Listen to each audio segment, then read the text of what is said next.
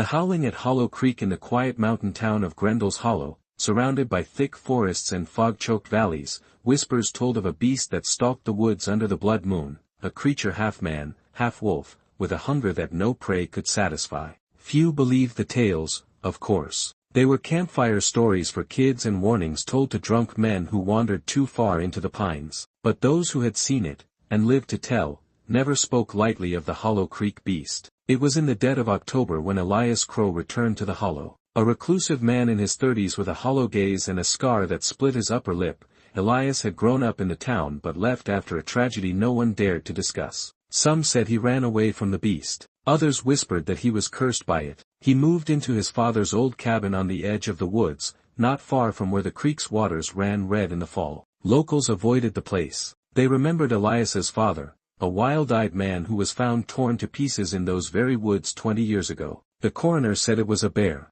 but no bear had ever left claw marks that deep or bites that human. The first night Elias returned, the howling began. It wasn't the cry of a wolf. No, this was something else. It echoed through the trees, long and mournful, like a cry from something ancient and in pain. Dogs across town whimpered. Cattle refused to graze near the woods. And the air stank of wet fur and blood.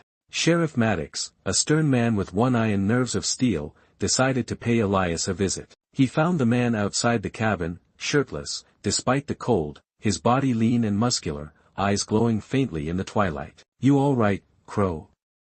Maddox asked, hand never straying far from his holster. Elias stared into the forest. "It's getting closer." "What is?"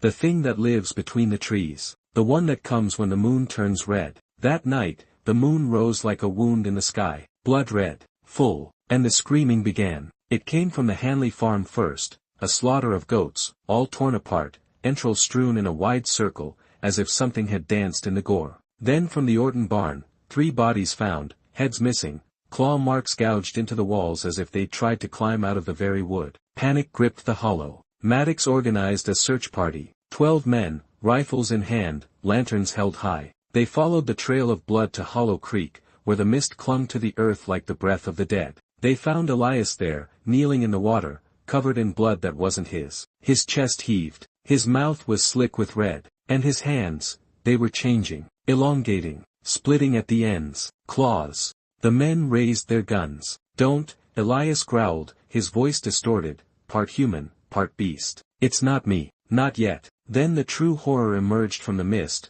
massive, black-furred, standing on 2 legs, its yellow eyes glowing like lanterns in the dark. The wolf man. Real. It roared, and the sound shattered the night. Rifles fired. Screams followed. Blood splattered the trees like paint. One by one, the men fell. Maddox, bleeding from the gut, watched as Elias tackled the beast, both creatures rolling in the mud, clawing, biting, howling like devils torn from hell. The fight ended at dawn. Only Maddox and Elias survived. The sheriff never told the townsfolk what he saw, only that a bear got the others. That Elias had died a hero trying to fight it off. But Elias didn't die. He fled into the forest, broken and bleeding, his transformation incomplete, cursed to fight the beast within and the beast that hunted him. Now, every blood moon, a new howling fills the hollow. Not one voice, but 2. The wolf man still roams. And so does the man trying to stop it, before the curse takes him completely.